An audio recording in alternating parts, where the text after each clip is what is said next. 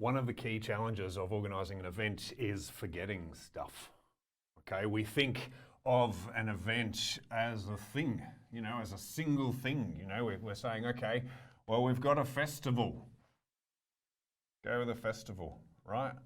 And so we're thinking to ourselves, we're going to do a festival. How complicated can it be? I've been to them before. It's not that complicated. I understand the idea of a festival, it's fairly simple. But the reality is that when we think like that, we miss things. Festivals mean so much more than just a festival.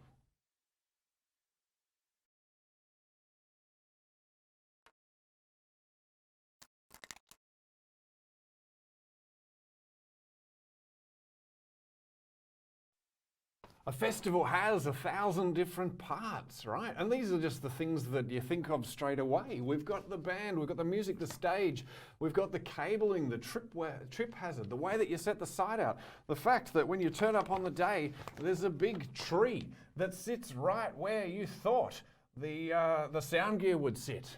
Okay, part of organising a festival well, part of being a good event manager or managing events well is about thinking of absolutely everything and then having a plan for the things that you didn't think about, right?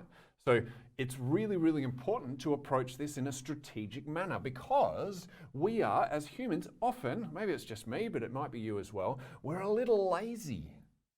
So we go, oh, well, musician. Yeah, Bob, you organise the musicians, it'll be fine. We don't think about the fact that Bob has terrible taste in music, the fact that his taste in music doesn't match the target audience. We don't think about where the stage is going to go. We think, oh, well, we'll sort that out on the day. And part of being a good project manager is about having an approach that will help you to work out exactly what you need. Now, there's no easy way about this. Experience is one of the best ways to make sure that you don't miss things, but there's a couple of strategies that I can give you that will really kind of help you make sure or help you improve your ability to kind of make sure that you don't miss things.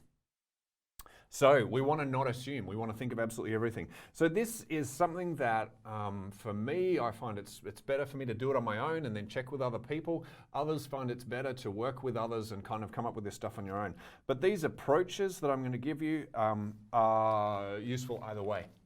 So the first approach that I use, and I actually allot a lot of time to do this, and I have to slow down, right? So it's really important when you're organising an event just to slow down and not get excited about the banner and the aeroplane that's going to fly across and all of this amazing stuff, but just to slow down and visualise what the event looks like. Okay? Now you have to do this really slowly, and the reason for that is because we just want to get to the end where we go, good job, you're done. So what I would do is I would actually say, okay, so let's say we're organising a music event that is going to change the community. We've set clear goals. We've got a whole list of different things that we're going to do. We've got a band. We've got some activities for people to be involved in, instruments for people to play. And so I go, okay, so I'm a participant. I know nothing about the event. Yep, we're going to start right there. The person who knows nothing. How do I find out? Okay, I go, okay, well, I'll find out through the newspaper. And I think, well, is that going to be enough? And this is where you get into your marketing. It's like, okay, well, maybe there needs to be a newspaper, there needs to be, and start writing these things down. Don't worry about the structure, but just think, okay, what's going to convince me to get there in the first place? What are those things, those pieces of work that need to happen? Because these all become pieces of work. So I'm convinced. I've read an article. I know that a friend of mine's going. I've seen a poster. I know where it is. Now, I turn up on the day. Just a minute, how do I know how to get there? Is that clear? See what I'm doing by going really slowly? I'm going, what could go wrong?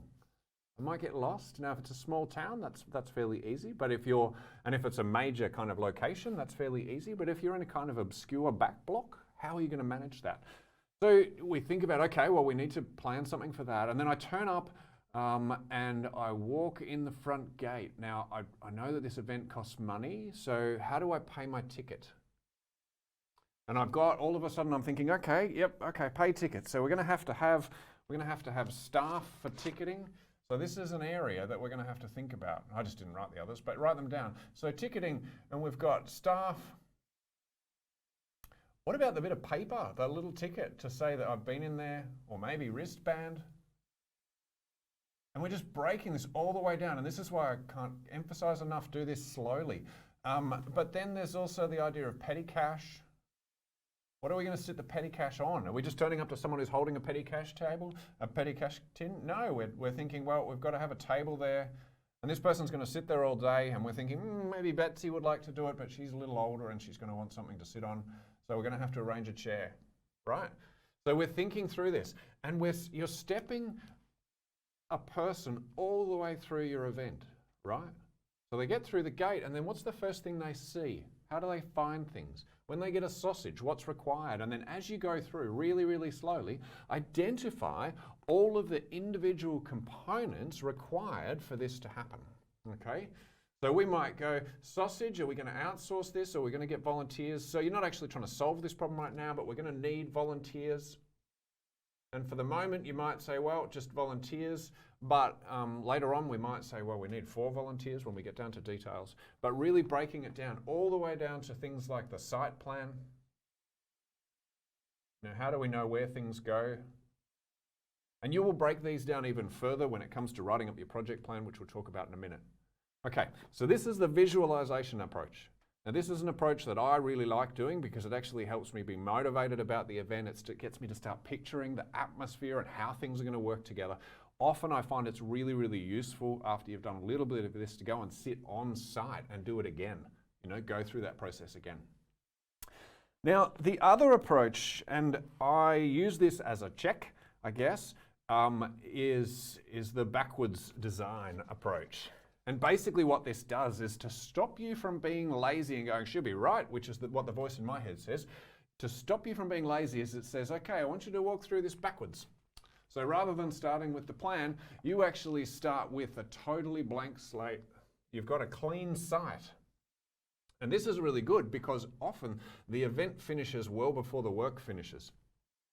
So what you're doing is starting at the end and working backwards. So we're going to start at the end and we've got a clean site.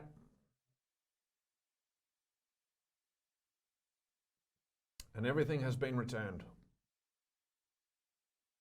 Right?